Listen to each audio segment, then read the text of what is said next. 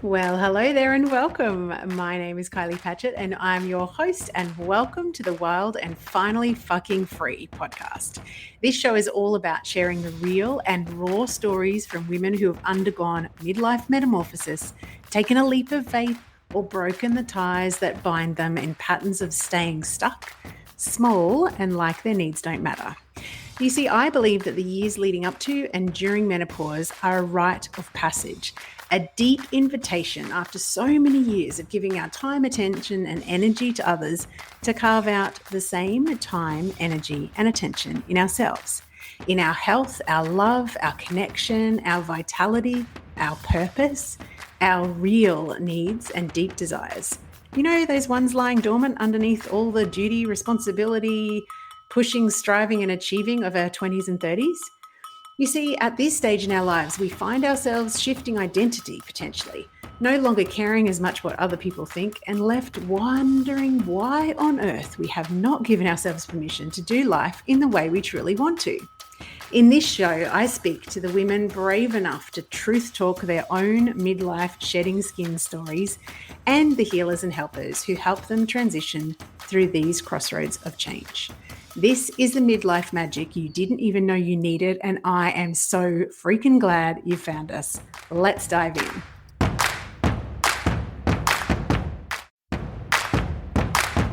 Hello, beautiful people. It's Kylie, obviously.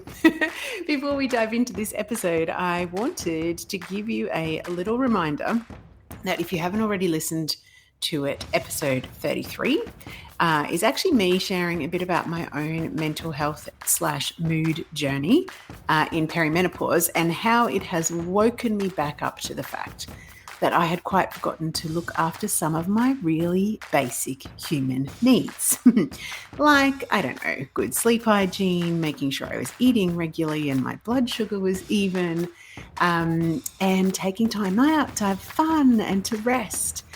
And yeah, if you're anything like me and you're finding that the perimenopause symptoms are buffeting you around a little, then I have created something very special for you. It is a 55-page, yes, it kind of grew, 55-page guide.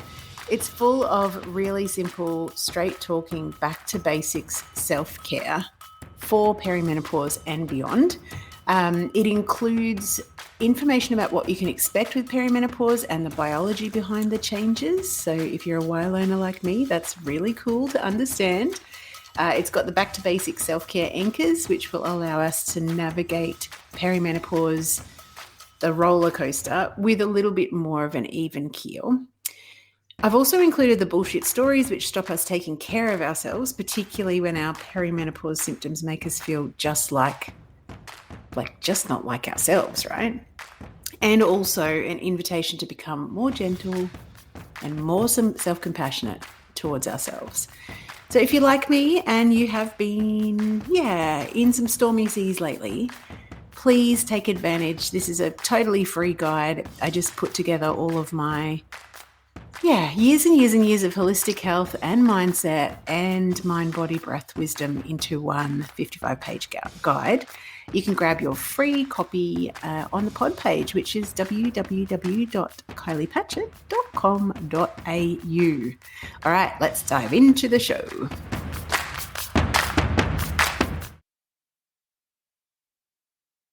Hello, everyone. Welcome to the Wild and Finally Fucking Free podcast. I have the beautiful Kris Emery with me today. Hello, Kris. How are you? Hi, I'm so well, and I'm really excited to be here today. I'm so excited. We've been chatting now for a good 40 minutes. So now that we're pressing record, we're going to go back down. Can you introduce yourself to the listeners, please? Of course. So I'm Kris Emery, and I'm in my early 40s. I am a Brit living in Queensland, Australia, and have spent time living in other places in the world as well. I'm child-free and I run my own small business, which is Kris Emery Editorial, as a non-fiction editor and a writer, ghostwriter, you name it. If it's got anything to do with words, I've done it.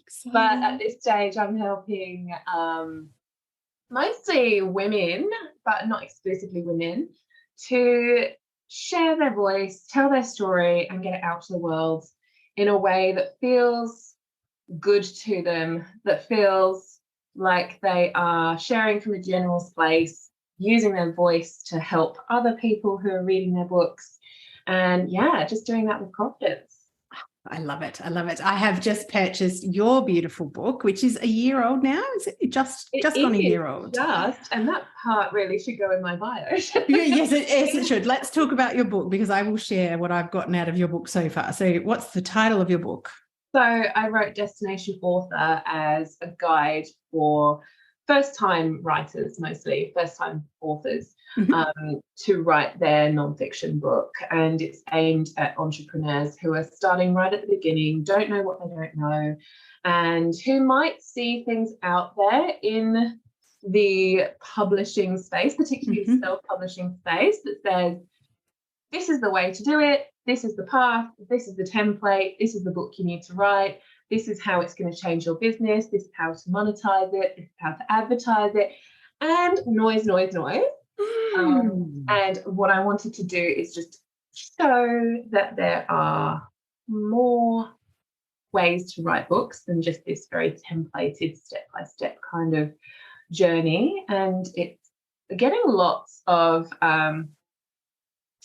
good feedback from people who are not neurotypical and who need other types of ways of getting to the end point of becoming an author. And there are lots of ways. So that is, it's not written particularly with neurodiversity in mind, but I think coming from my perspective, I needed it to be that way. So it's not prescriptive, but it gives pathways. I love it. I absolutely love it. I came to one of your book workshops in, I think, about a month ago, about mid-January, I think that was. Maybe it was after your birthday. But anyway, and I just loved the reminder. First of all, I love how you are so chilled and calm in everything you deliver. So I always feel like I'm like, I can disconnect from the noise out there and just listen to Kris and her wisdom rather than the blah, blah, blah, blah that you were just talking about. Yes. But I'm also I'm also really loving that when I am reading your book, I can hear you in my voice, in my head, which I absolutely love, because one of my pet hates is reading a book that is meant to be helpful and the tone of it is not helpful. The tone of it sounds like I'm in like a university lecture or something like that. And yours is so much more warmer and grounded. And I love the fact that you give really good, like understandable and actionable ways of breaking things down. Like the workshop I went to was like, here's how to plan the timing of your book, and actually being realistic about it. Because I hear people going, I'm going to launch a book next month, but I haven't started. And I think, oh, honey. No, you're not. Not if it's a book that you actually want to put out there. It's really interesting. I am wanting to start writing my third book, but the first book where I'm actually going to be talking about my own story, which feels very on the edge for me. And this is actually what we're going to be diving into today, because a lot of the answers that you sent in with your podcast questions are about finding your voice. So this is a perfect segue.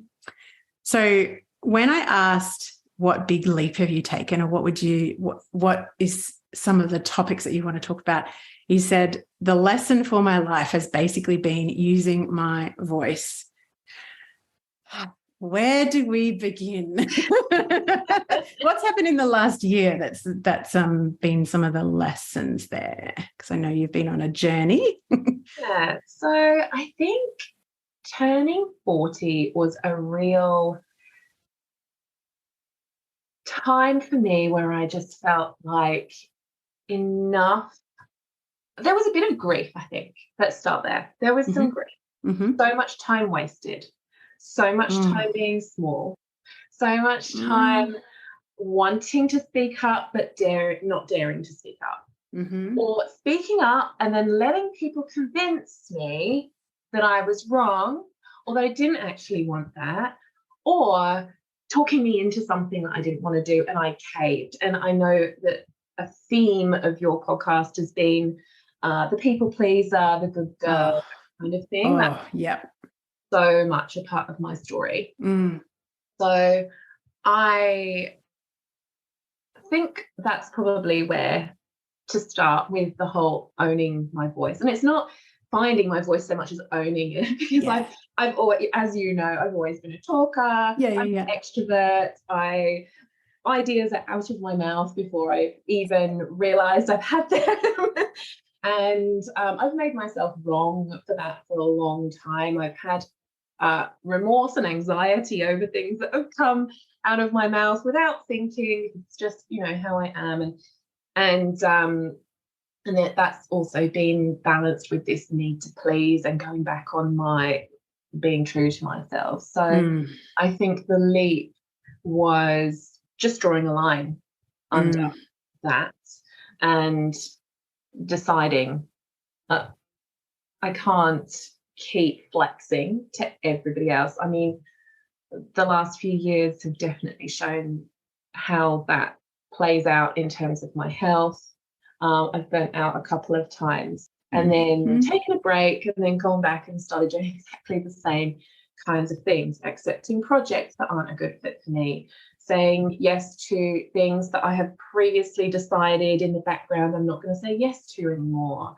And even a few family experiences where I was being asked and asked and asked to give of myself, but was not being reciprocated. So Mm-mm. my 40th year, reciprocity became Ooh. the theme, and it's been basically the tenet that I've been living by since then. And I think, when you make that decision, it's not like you find your voice, but you honor it more. So Mm. I feel like that lesson really landed in the last few years, because the consequences just became too great of like, yeah, sure, having a voice is one thing, but blurting it out and then actually not standing in your Mm-hmm. integrity with it. What's the point of having a voice that even we don't listen to? Nobody else is going to take any notice of that kind of voice, because that's just shouting into Yeah. Yeah. The abyss. the abyss, and also a lot of already noise out there. Yeah, yeah. Shouting into the shouty room.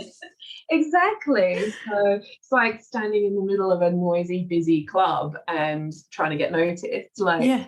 Yeah, yeah, yeah. So it wasn't so much of a story as really some decisions that I made over a bit of a messy couple of years. Yeah. So yeah.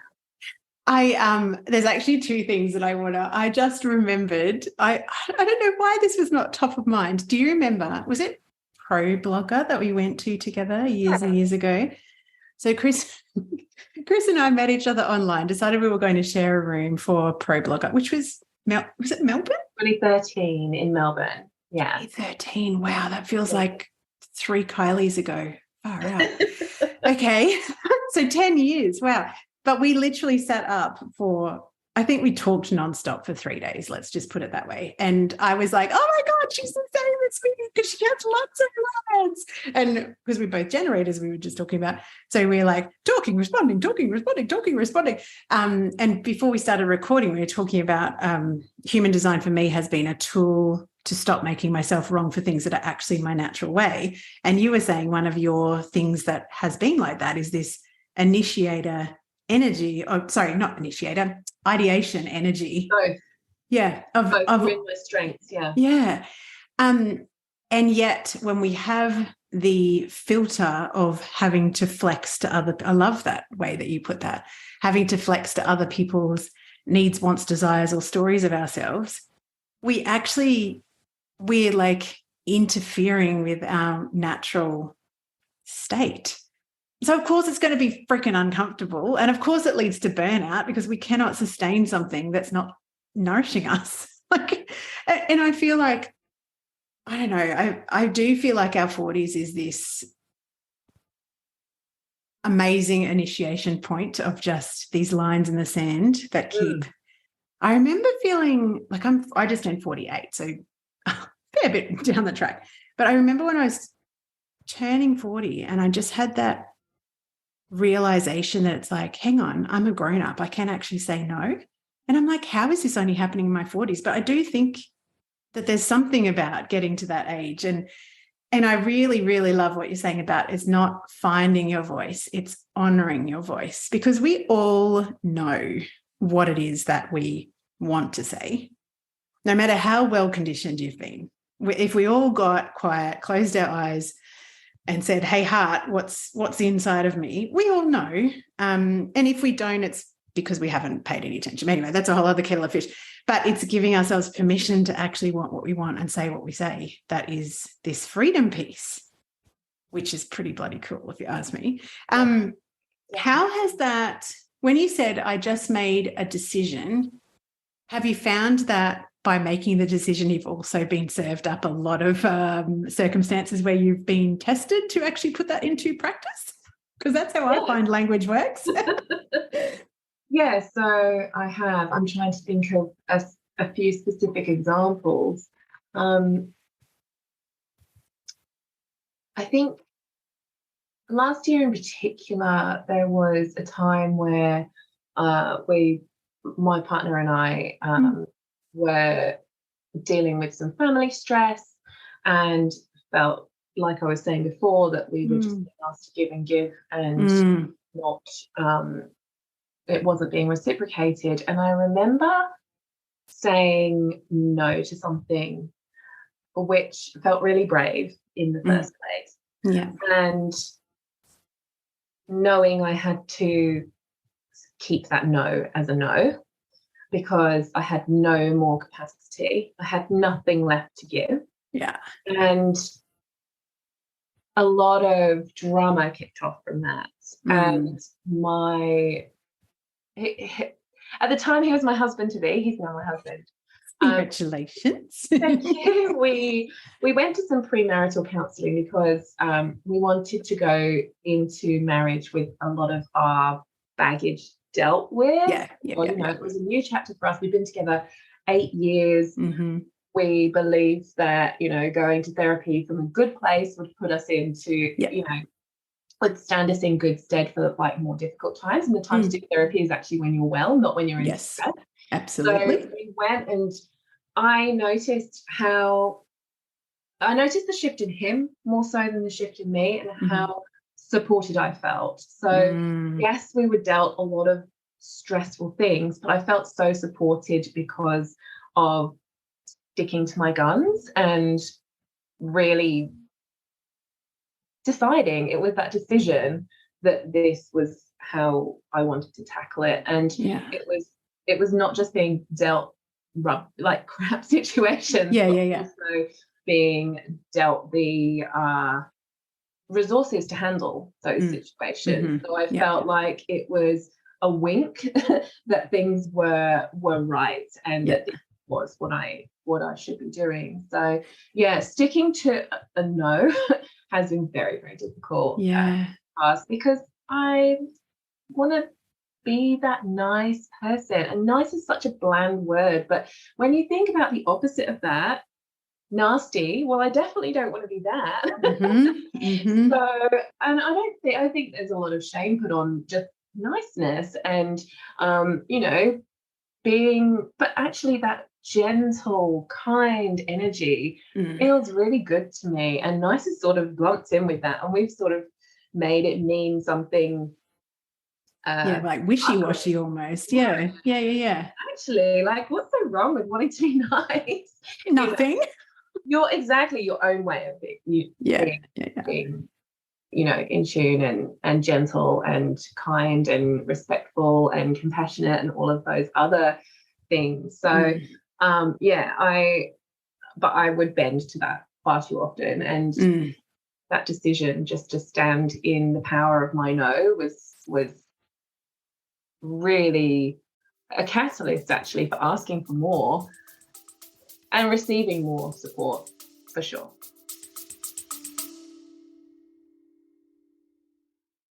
Hey gorgeous, we interrupt this gold for a delicious invitation. If your whole body has been whispering more lately, more voice, more truth, more satisfaction, more clients of the soulmate variety, more cash, more you, then this invitation is for you. Potent, My sister mind is officially open. This is my high touch, holy fuck, I'm ready sister mind for rebels in good girl clothing who are done outsourcing their power and diluting their magic to fit into someone else's business formula. If you have been craving a space where your strategy, your voice, and your energy all get to be offered, honored, refined, and amplified, this is it.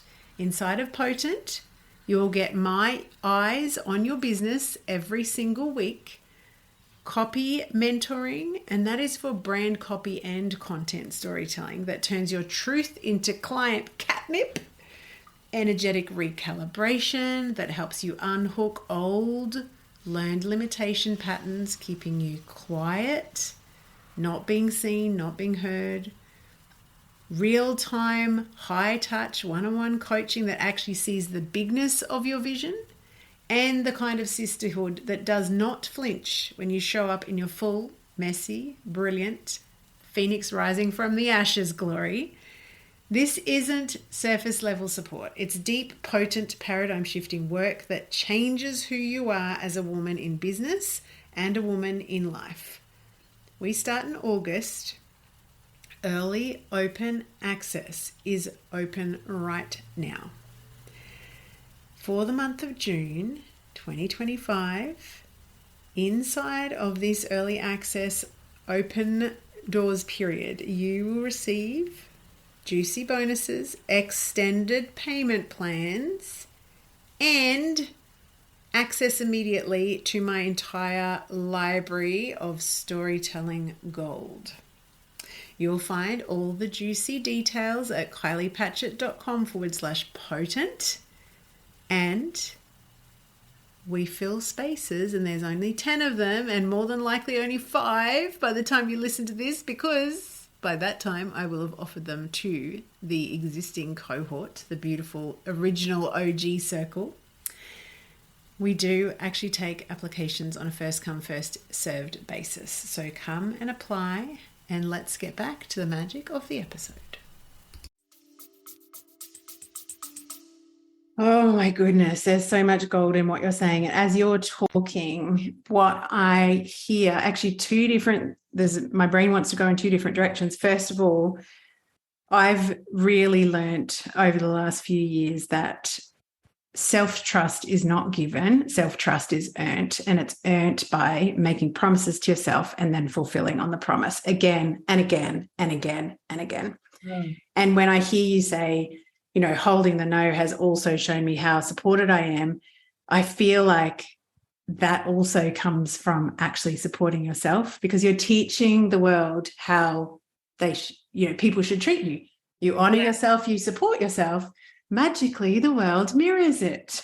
Yeah. And yet, a lot of us, and I've definitely done this in the past, is, when people are taking advantage, or I feel that they're not reciprocating, I love that word. I've definitely had this sort of story of like, people should know, rah, rah, rah. And it's like, no, it's up to you to hold the boundary. You treat people what is and isn't okay with you. And the more that you do that, the more support shows up, because that's the energy that you're doing it from. It's like, I value myself and my resources enough to say no and actually hold the boundary.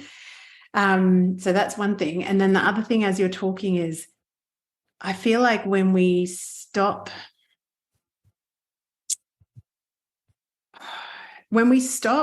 settling for things that we don't want, there often is that partner thing that happens where it's like, oh, I can actually ask for what I want as well. So it's like I don't know, is it the 2 sides of the same coin? I'm not really sure, but that's definitely been my experience, is like, I can ask for no.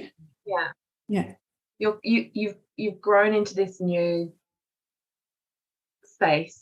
So, and you've owned that. So the next kind of evolution of you can ask to receive. It can hold more as well. Mm-hmm. Yeah.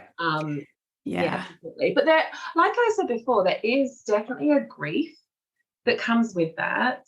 And a lot of the last few years have felt like a really exciting beginning, but also a messy ending. We always think endings are like really clear cut and nice, like everything's tied up in a bow and ticked off. And actually, it's been quite messy because there's been a grief with like, why haven't I done this sooner?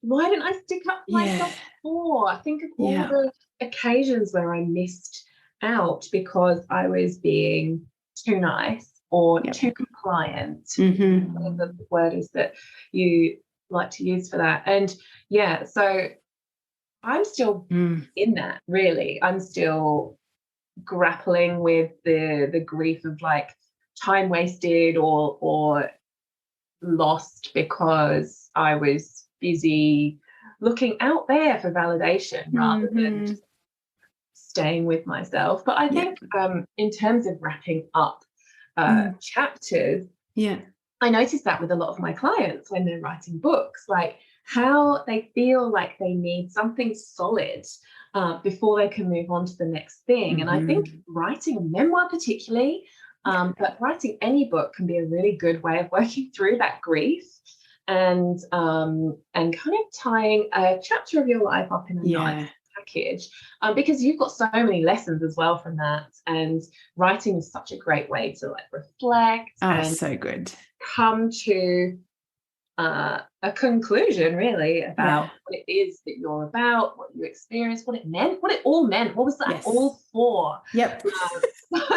I've got a visual picture in my head of someone with a pen like putting this big bold underline under, like it's like, all right, I'm done. And I do think it is important for us to understand that we are meaning-making machines. So particularly when we're aiming to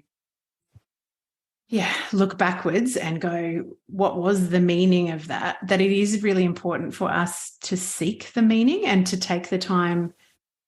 I don't think seek sounds like it's hard work. It's like allowing yourself the space and the grace to go through the grief and also to be aware of what you've learned. And I think a lot of the things that I've in my earlier life made myself wrong for, it's just all contrast. And, you know, when you say, wasted time, I'm like, Kris, you could be in your 70s and just learning this, because there's a lot of people that haven't had this awareness yet and they're, you know, way older than us. So I'm like, high five to you for doing it in your 40s.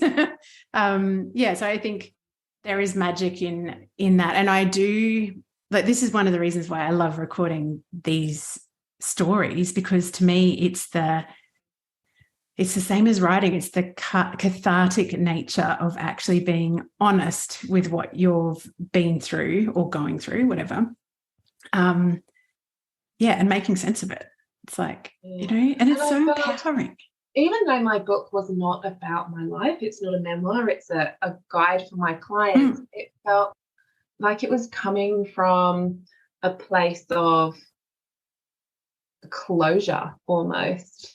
Not that I won't want to put energy behind it now and keep putting it out there, but books do tend to come at the end of a period of either learning or even teaching what you know, or giving service in some way, or having experienced something. So, and that can present problems for people wanting to put the book out there, because once they've expressed something, it doesn't trigger them anymore. So the energy has sort of been discharged through those pages, and then to have energy to then get it out there and help other people who were back where you were isn't necessarily where you are anymore. So I do teach people with, you know, within my business, certainly, like, are you going to want to keep giving energy to this, or do you just need to do it for yourself? And I think you need to be clear on, you know, if you're making a product out of something, and a lot of people,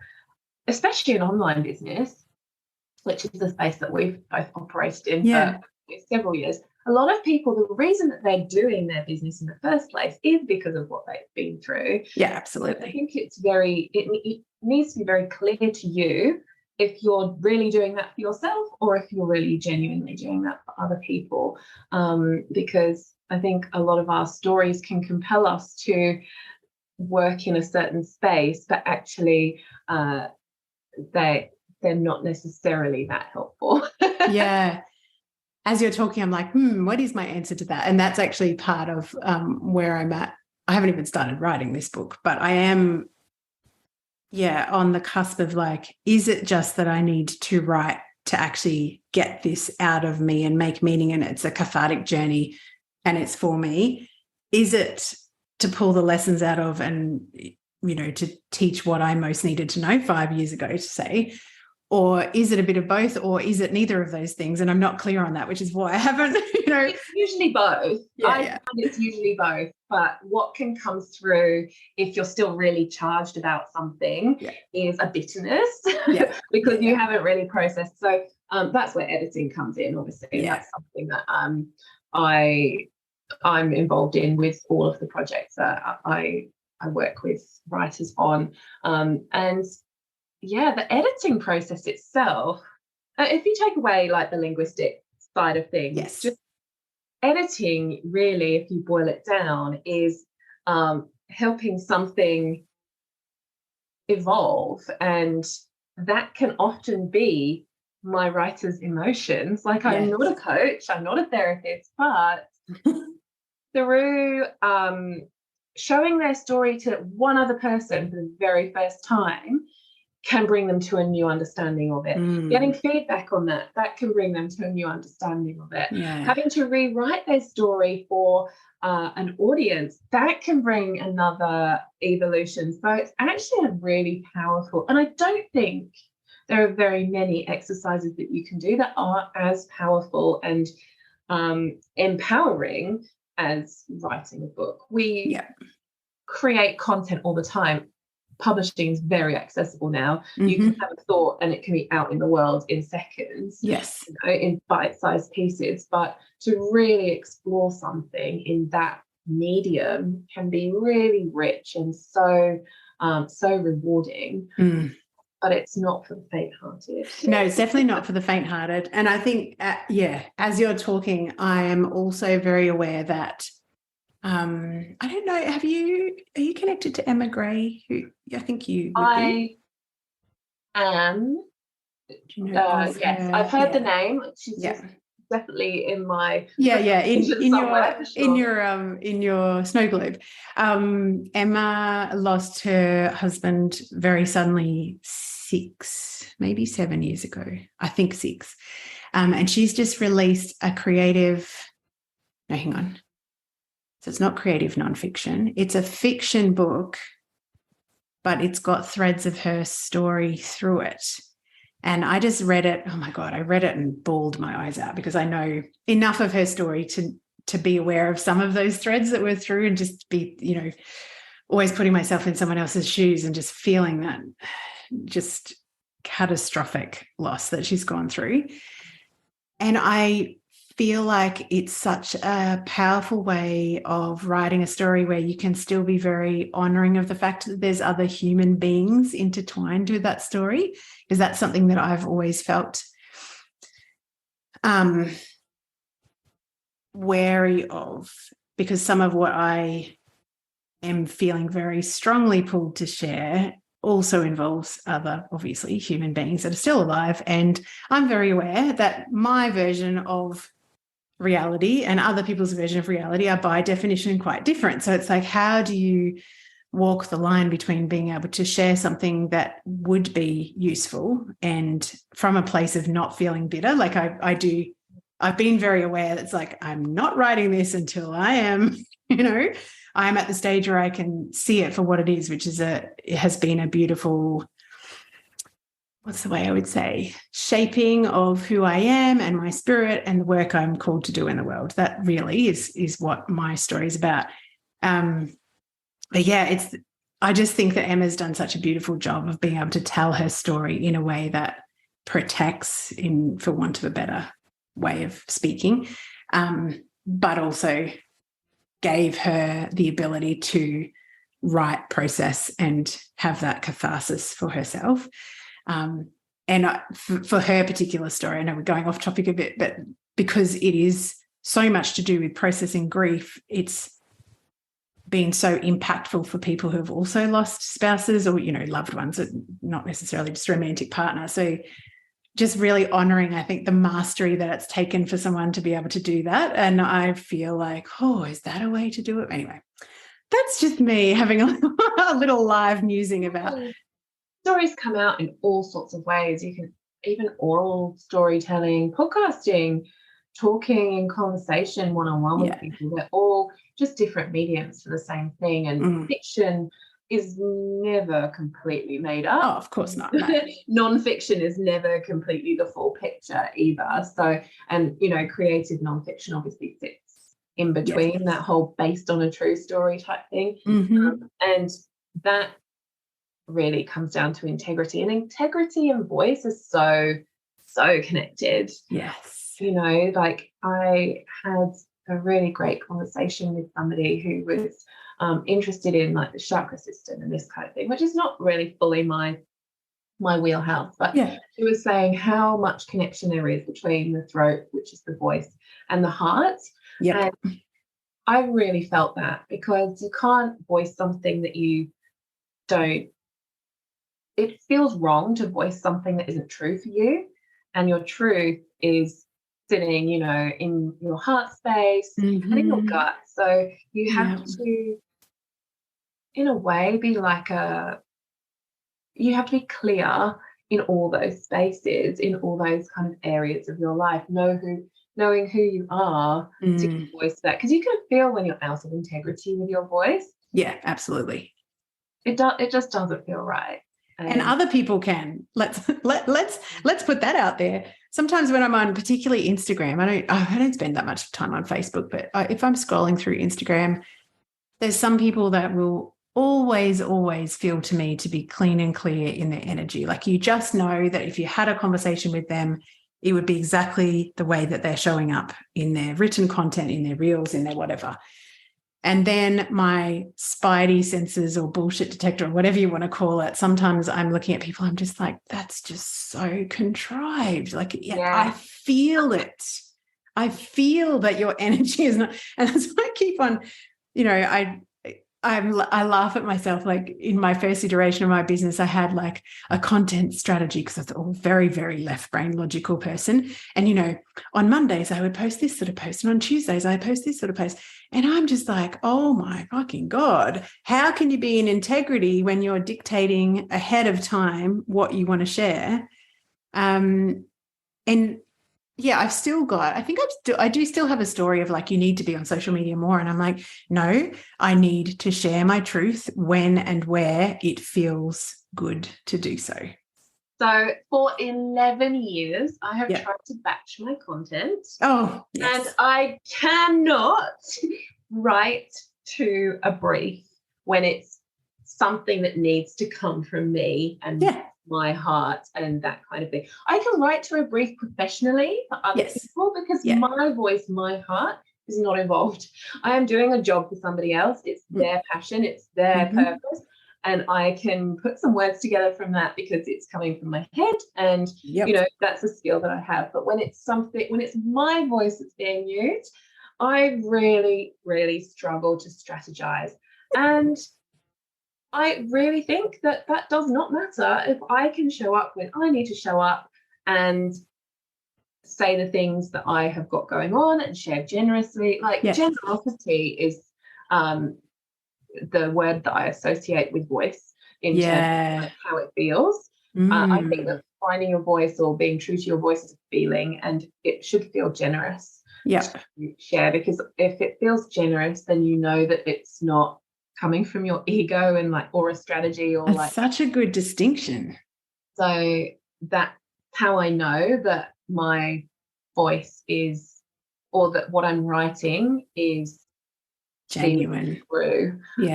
It's got to feel generous to me. Yeah, I'm not doing this self-servingly. I'm not doing this as a means to an end to make money or whatever it is. It needs to be serving a greater purpose.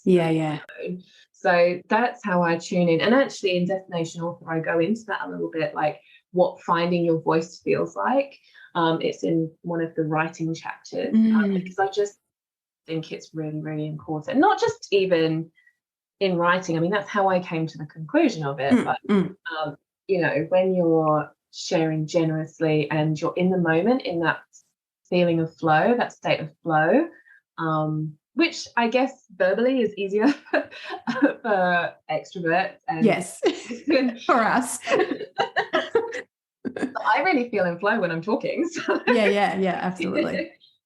So yeah, I can't remember where that thought started. No, where actually, yes, both of us can feel in flow when we're talking, but you would also definitely have had experiences, as have I, where I'm talking and my body is like, you are fucking not saying what you want to say. Like when you get that complete feeling of not rightness. So I often when I'm having these conversations, I get this thing and I'm getting it more and more. And I think my gut feel is that is absolutely linked to how much time I'm nurturing myself. So meditating, taking time out, grounding, like taking care of my nervous system so that I'm more, I don't know, clean, or I don't know, something energy wise. Like there's less interference, I guess. But I get this thing quite often when someone's speaking their truth and I get this really strong feeling all down generally the back of my right side of my body that's like goosebumps, but it feels a bit different. And I have had that my entire life, but it's only shown up in tiny little amounts. Like it might be more and more and more, the more in alignment with my voice and my values I'm getting. And I do think that's to do with getting older. It's like I have no tolerance for bullshit. I have zero fucks to give. I don't care if you like me anymore or not. Like I'm not driven by seeking approval as much as what I was as a littler person. That feeling of being in the state of being in complete truth has a real physical feeling for me. And I still have times where my body is like, hello, what the fuck's coming out of your mouth? Because it ain't what you want to be saying. And so I think if we give ourselves enough space and enough experience of finding our voice, it serves as that such a strong, like, whoa, hang on, like the contrast back again, I guess.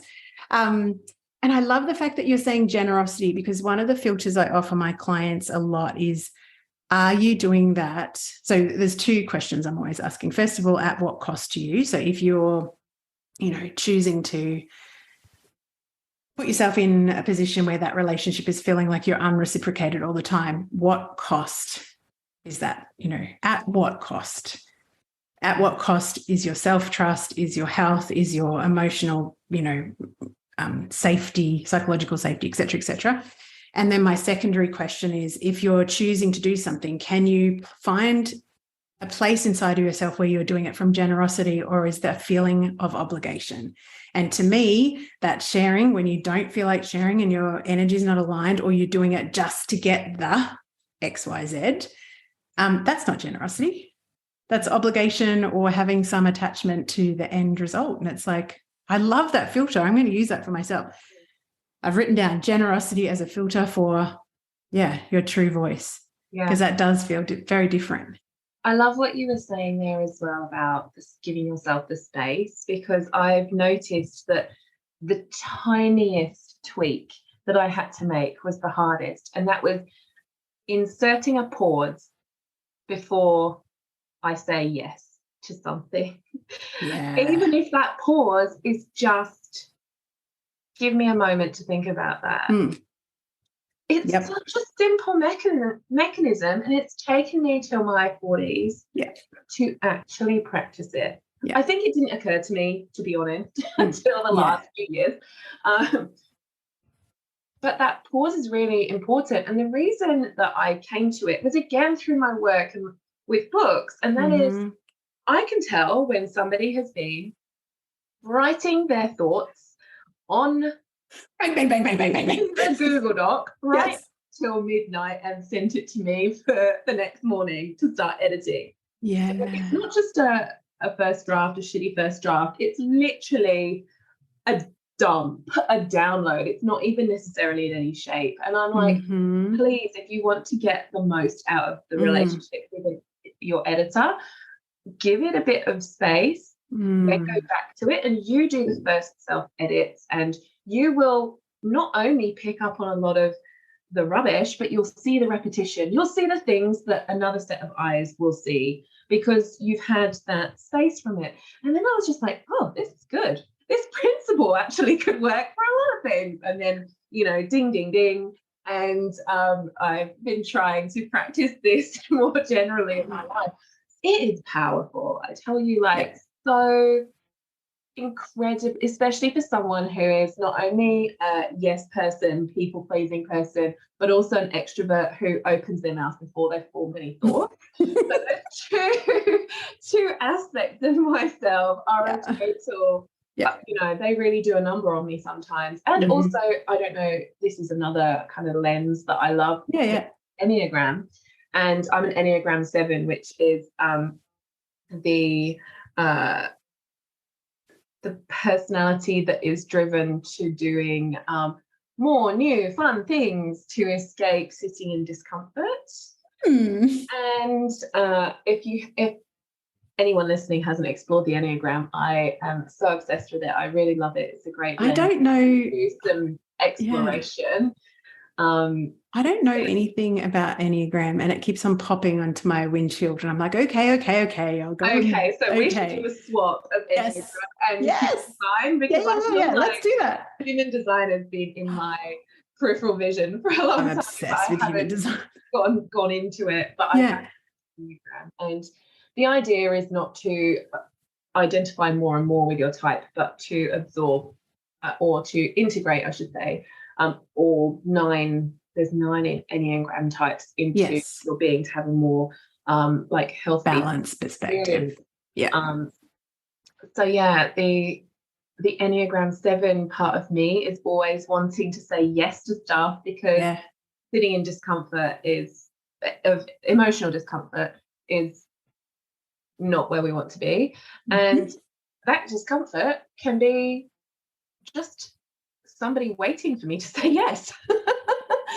Somebody expecting me to do something for them, or even just asking me to do something that I don't want to do. And so, to escape that discomfort of being expected to live up to something, I'll just be like, yeah, sure, I'll do it. And also, as somebody who is an initiator and loves new ideas, I can have a lot of enthusiasm for something at the beginning. So the pause has really helped me to think about, am I going to follow this through to the end? Because I start a lot of stuff because I'm excited about a lot of stuff. Yes. So I've gotten much better at discerning when this is something that I'm passionate enough about for a longer term trajectory. Like that will hold your attention. Yeah, that I can see myself finishing, because I get a chance to check in with my values for a second and go, okay, this is something that I can see the vision of what it looks like at the end, and the end point still looks like something that I'm going to be aligned to, rather than just escaping the discomfort of people disappointed in me. Oh my God, there's so much gold in what you're talking about, and there's so much. I just love how the universe gives you these massive winks. So I said to you before we started recording, I just did a solo ep this morning that feels very edgy to share, but it's around mental health challenges and mood challenges through perimenopause. And one of the things that I've realized in the discomfort of a lot of emotional pain coming up, and particularly childhood trauma stuff, which I'm working actively at. So it's not a surprise that it's bubbling to the surface. But one of the things that I've realized, and hilariously just reread my own book, which is 10 years old, which is really funny. Anyway, a friend that I gave the book to a couple of weeks ago goes, I really think the author of this book might need to reread her own advice. And I was like, oh, fuck off. But one of the things that I talk about in this book, which is this whole conversation is this perfect big universal wink for me that this is so important for me to anchor into, is part of our human need. I'm not talking about any of the fancy green smoothie bullshit advice out there. I'm talking about actual human need is for rest and pause. And so if we are not giving ourselves a chance to sleep well and take time out and calm our fucking farm, then we cannot easily access a pause in real life, like, you know, in response to something. And so as you're talking, going, this is something that I've learned, I'm like, this is the benefit of all of the self-care anchors that I've always come back to and re-anchoring, particularly in the perimenopause, like because of the hormonal changes that can happen that definitely do affect your moods, or have for me, which is very common. It's just the pausing, and it's the difference between how I feel when someone asks me something that I feel I would be doing from obligation, when I am not taking time out to fulfill that basic human need for every single person. Doesn't matter how much you love new stuff, or how much you love being busy, or how much you don't want to look at the emotional, whatever, like whatever your reason for not taking the pause.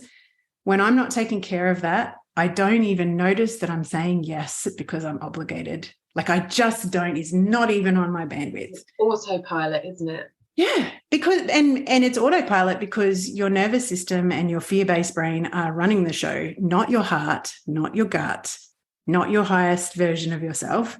It's the little child that, you know, learnt to, you know, say yes to take care of everyone else and not take care of ourselves. So thank you for that reconfirmation. But I think for anyone listening that isn't nourishing that human need, you will absolutely be saying yes to things in your life that you don't even consciously know are out of alignment to your values. And the only way you get to actually see it is to give yourself space to listen to what's freaking going on. And let's be honest at the same time and say society does not set us up to take that pause easily. No. It's busy, rushing. I need an answer by Friday, deadline at work, you know, constant technology being on all the time. Yeah. Mm-hmm. Social media, you name it. Mm-hmm. We are not nurtured to be able to take a pause. You have to claim it yourself. Yeah. It's the only way. Absolutely. And I'm again, like, this has been a theme of what I've been talking about pretty much the whole time. But I still have this grief or shame around not realizing this earlier. Mm-hmm. But part of that was because I'd never paused to think about it. No, of course not. Yeah. And we're not taught. So you are absolutely right. The environment does not support this. And I will go so far as to say the environment and the corporate machine and the consumerism machine that we're in, and all the other whatever, like I'm not going to go down that track, but I would say it's very consciously designed to keep you busy enough that you don't connect to your discontent about being, you know, the worker bee in a job that you hate, or in a relationship that doesn't fulfill, or living in a city in a tiny little box when what you really want to be is on a mountainside. Like, you know, part of the building of that environment is very much about keeping the machine going. Yeah, so that's the first thing. That has just made something click in my mind. And this is what we hear, isn't it? That tired, worn down people are easy to manipulate. Yes, exactly. Yeah. You're completely right. We're being kept busy and unrested so that we are yes people. Do you know what? I had this such bizarre moment before. I was had driven to an appointment and I'd turned up and they were very behind. So I was sent away for half an hour to come back, and I thought, all right, I'm just going to go and sit in a cafe and I'll do a couple of social media posts and just have a breath. And I was near my last corporate work, and as I'm sitting there tapping away, I've got my music on and I'm in just my little zone. I've been grooving to the music that I've got on, and I'm had this like moment of, I'm looking out, you know, to this beautiful sunny day, and I'm feeling grateful and really proud of myself that I did listen to my heart and disconnect from the machine. And a whole group of people from my last job walked in.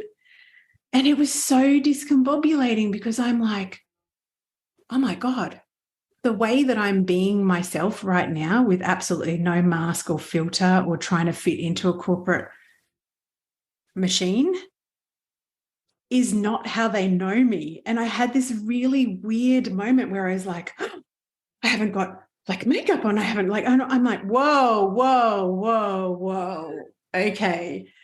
And so I've had today a very clear reminder of what cost it was to me to pretend that I was okay being part of that machine.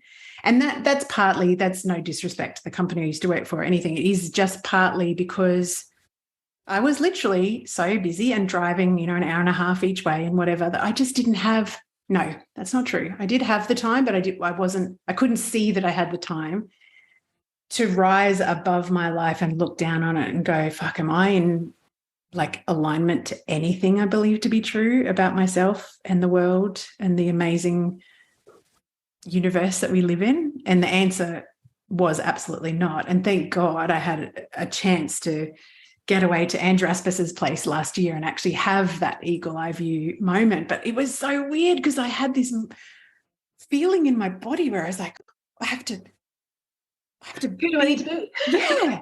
And then I was like, Kylie. yeah. And I was just saying to Abby, my daughter, I was having this moment where I was like, oh, if only they could have seen me on a day that I looked more like I had my shit together. And then I'm like, oh my God, the corporate mindset is still alive in me. I did very quickly, I have to say, to honor myself, I did very quickly go, okay, you were literally just in this beautiful flow zone of being grateful that you had a job where you could go to an appointment in the middle of the day and not ask permission to do that, blah, blah, blah, and have these connections, all those things. But yeah, it's a funny thing to be having this conversation after that because I got to the stage where it was at such a cost to myself that I would get up, go to work early, because I always had this idea that if I just got there before everyone else, I would get through my to-do list, which of course never happens, and then would go to work and do a role that wasn't aligned to my values and my strengths and the way that my energy works, and then drive home and have enough energy to have dinner, have a very brief conversation with my family, go to bed and do it all over again. And I'm just like, this is not life. This is not sustainable. But yeah, I do think that I feel very strongly that the pause bit, a lot of us are really, really afraid to pause because what the hell is going to show up? Yes, sure. Yeah. So that's a very alive theme in the client sessions I've had this week as well. It's like, yeah, what's there? I don't want to look. What are we afraid of looking at? Because I might actually have to make some ballsy moves and actually be honest with what I want. And that is scary. And I get that. Totally is. Okay. I've gone off on a completely different track to where I was going. I'm interested when you were talking about voice and integrity, because you mentioned before that you and your beautiful now husband went to counselling. How did you have any shifts in awareness around integrity in relationship, like having that clear voice in relationship through that process, if you're happy to have that conversation? For sure, yeah. Because we were talking earlier about expectations of other people. Yes. They don't have to be negative expectations or even expectations from people, like pressure from society. Like I think the hardest expectations to live up to are the people that you are closest to, because they're the ones who you don't want to disappoint the most. Yeah, absolutely. So I for sure felt that allowing myself to be seen and vulnerable and allowing him to be vulnerable, I think particularly, one of my missions, I suppose, is to help people to express themselves. And I let my clients talk to me about their books and they're writing thousands and thousands of words, and it pulled me up actually on how poor my listening is in my relationship, or can be, and how many assumptions we make. And he does the same thing. So we are both guilty of going to speak our truth and then not, because we already have preempted what the answer is going to be, And so we jump 3 steps ahead, and we don't give them the benefit of the doubt to prove us wrong or to be in the moment. And so it's just, it kind of solidifies your experience because you're not giving them the opportunity to meet you in that moment in time. So so through going to counselling, I realised for sure how much better I could be listening, and how much more in tune I could be with my voice in those private moments with him, and also giving him the space to be vulnerable and to get it wrong. And he needs the reassurance too. Like, I feel like in my relationship I'm seeking a lot rather than seeking reassurance, rather than allowing us both to be vulnerable and fallible and all of those other things. So what a gift. Like, I want to honor the fact that you both have seen the value, that's not the right word, but the worth, I don't know what the right word is, but of actually being clearer and understanding your patterns more. Because when I'm hearing you, like, assumption and expectation are the two things that leapt out for me. My dad always used to say, don't assume, it makes an ass out of you and me, which is always in my mind. As soon as I hear assumption, I'm thinking, oh, yes, okay, yep, be careful. And also what I'm hearing you say is that you're already preempting. So your expectations of how relationships feel or what your relationship has been like in the past or whatever are dictating the way that you're behaving. And so you're just getting more feedback to say, that's what I'm going to get. That's how our mindset works. Like, let's just, let's honor the fact that whatever our expectation is. So if our expectation is to always be, the caregiver in a relationship, that's what we're going to notice. That's what we're going to create more of. That's how we're going to act. And therefore that's how we're teaching other people to treat us, blah, blah, blah, blah. But what a bloody gift to get that out of the closet. Like, I don't know, like I just had a moment this morning. I was talking to one of my girls about their partnership, and she was reflecting back to me about someone that she used to have a relationship with and how her new relationship felt nothing like that. And the new relationship felt easy and calm. And I said to her something along the lines of, I think the most important thing ever, and this is, next week in 10 days will be 27 years since my first date with my husband. Oh my God, I must be 300 years old. But I said to her, and I'd never sort of thought about it in this way, but it's like, you have to remember you're on the same team. Like, you're on the same team. It's not about I get what I need and you don't, or vice versa. It's like, how can we both be honest with what we want, which has definitely been a learning point for me because I don't have a great reference point of especially my mum and dad's relationship. They only lasted a few years, so let's not use that as your blueprint. But sorry, I just lost my train of thought. But basically where I was going was to pull out early on in a relationship that we're on the same team. And also coming full circle to what we were talking about before, like, you're building self-trust by saying no when you mean no. It also creates safety for other people you're in relationship to also be able to say what they need and when it is a no for them. Yeah. And how much easier is that? Yeah. Like, and it's so funny that we don't think about it, and we don't think to do that when we're in our most intimate relationships. And we will be more conscious about, and maybe it's because, there's more public things at stake, and behind closed doors, things are very domestic and can bubble along for a long time before they come to a head. But actually, it's probably more dangerous because then it's your daily experience rather than like a peak experience. I think the vulnerability really was the bit that kicked in, but not my own vulnerability, because I can spill my guts a lot. Yeah. But holding space for somebody else's vulnerability is part of it. I mean, to bring that back to owning your voice, really, like, how can you own your own voice if you don't respect other people's and listen to them and show them that, you know, their voice is valid and they deserve to be heard, and all those sorts of things. So I think I was probably acting counter to what I wanted, because I was so desperate to be heard a lot of the time. This is, you know, pre-counselling. Desperate to be heard, but I wasn't hearing him. And I would interrupt, I would talk over. I have to work really hard not to interrupt, because the thought voice mechanism, that space is very, very small for me. Have a thought, say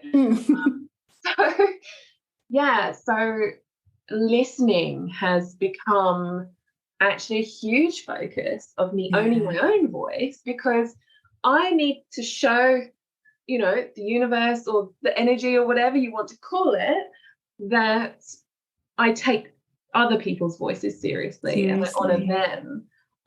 So yeah, it's similar to that self-trust thing, but opposite way around, right? I just love this conversation. As you're talking, I'm thinking, when my kids were really little, we used to have this saying that when we were in a shop, I would say, look with your eyes, not with your hands, because, you know, kids like to touch things and everything. And it became a bit of a family joke. We'd walk into a shop and one of the kids would turn around and go, look with my eyes, not with my hands. It was like this sing-songy, like taking the piss out of mum type of thing. But as I'm hearing you, what I'm hearing is, listen with your heart, not with your ears, because I think I have the same problem. I'm constantly interrupting people because my brain is like, oh, I want to share this. And it's like, if I actually drop into my heart and listen from that space, I'm much more curious. I'm much more compassionate towards the person I'm listening to. And I'm not so quick to need to fill the space with what I think about that, or what my needs are, or what my opinion is, or what. Because, I think that is a natural consequence of, well, I don't know. Let me, instead of stating this, I'll ask you. In my experience, I feel like my needing to get out my thoughts, opinions, needs, and be heard is directly correlated with not feeling heard as a kid, like not being seen, not being heard. Do you feel like that's similar in your experience? Oh, definitely. And prior to this more recent period, I experienced a lot of anger in my relationships. My intimate relationships, and it would come out as like raising my voice, because the less I felt heard and listened to, the more I wanted to rant and rave and that kind of thing. And it's a control thing. I also have a really deep set fear of somebody else controlling my narrative. So those two things were colliding there. I sometimes think that if I'm talking, then if I'm in the midst of talking, let's say, then nobody else can be putting their spin on me. Interesting. I've seen how the media does this. Let's go in that direction. Okay. And I've seen how things get twisted. And people get taken out of context. Or edited in a certain way, and it terrifies me. It makes me have a physical reaction of somebody like squashing my chest or sitting on my chest. I feel very anxious when I see that happening to somebody else. It's something that I don't know where this fear has come from. This would be interesting to explore. But previously I've felt that by not pausing, by not giving somebody else the chance to talk over me, or by raising my voice or whatever it is, if I'm talking, then nobody else can be like telling other people who I am. Does that make sense? It does. It definitely. And two things coming to my mind. I keep on saying that. It's like a choose your own adventure interview. The voice thing, because you have such a strong value around having a voice, it also makes sense on the flip side of that's one of the, like, that is one of the ways that you can feel most out of alignment, if you feel like someone is taking your voice or using it in a way that isn't true. Yeah. Yeah. And the other thing, I don't know, with the story behind someone else being able to manipulate, it's interesting you use the word control, because that is definitely something that I'm really relating when you're saying, you know, one of my patterns has been in intimate relationships before, where if I don't feel heard, I will get to the ranty, shouty, angry stage really quickly. And I feel like that is, you know, it's normal to have an anger response when a boundary is crossed, but when you've grown up where that boundary is crossed too much in the other direction, it's like we become hypersensitive to it. And it's like, I will get there before you get there. Before you attack me, I will attack you. And it's like, and I think that's, to me, like part of, I mean, I guess it's partly healing like the trauma and the childhood stories, but it's also, to me, it comes back to the pause. It's like, I don't actually need to be in a trigger mode in this very safe, very loving, very supportive life that I've made for myself. Yeah. Yes, it stood me well when I was a kid. Well, maybe it didn't stand me well, but it was one of the ways that I tried to resource myself. But it's not necessary now. And just being able to relax out of that, and building trust in your relationships is a huge thing, right? Like, yeah. And I think for a time I was always, like you were saying, like looking for instances to affirm that I wasn't being hurt. And I was always of course. I was always on the very brink of that, of snapping, Trigger. of that, of that reaction, and that like not feeling hurt. And one thing that I've really tried to embrace and feel like I'm doing a reasonable job of as I've gotten older is that sometimes speaking more softly, like physically, quietly, or saying less can be even more powerful. So much more. Learning when not to say something and being successful at that has been another facet of owning my voice. Yeah, definitely. Realizing, there needs to be no extra information inserted into this. There needs to be no more examples added to the plot. We've got enough here. Let's just let that stand as it is and stop talking. Doesn't that feel beautiful? Enoughness is such a big thing at the moment for me, feeling into that, not feeling like I have to add anything or over deliver or do, you know, go above and beyond. And to me, it just comes back to what we were saying before, is like, honoring your voice also is partly when not to use it. And I totally agree. Something I learned in my parenting journey is when someone else is in their ranty, shouty, teenage hormone fueled hissy fit, one of the ways, because I used to rant and shout back. I mean, you can see and how unproductive that becomes. Yeah, of course. And then everyone feels like shit. Nothing. But also, there's no progress. Yeah, and also you're the parent. Like, it is your job to lead here. And yes, you may not have an example of a parent leading in that situation, but you get to choose. And I learnt to get quieter and to slow myself down. And that is like the co-regulation that happens just when you're doing that, because someone will match.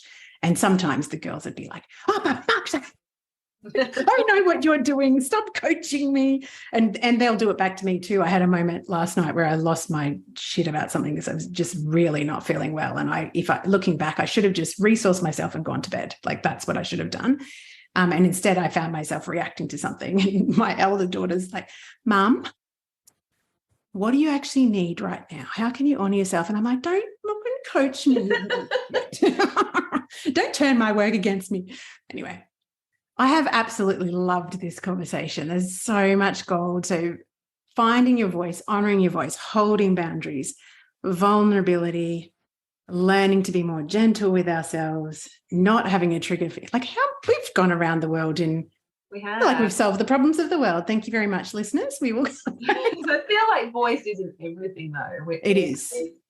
We're always using it. We're always Absolutely. responding, hopefully responding, not reacting, sometimes reacting to other people's voices. And it's going to be a lifelong journey. I mean, I said in my answer to you that it's been the lesson of my life so far, but I fully expect it to continue being my lesson over and over again, just in different manners.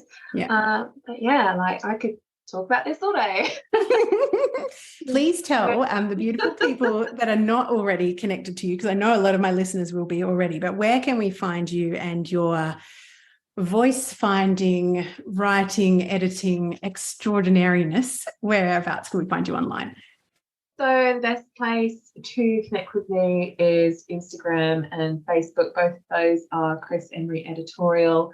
If you want to know more about writing your story, then krisemery.com is where to get my services and my writing goodies and all of that kind of thing.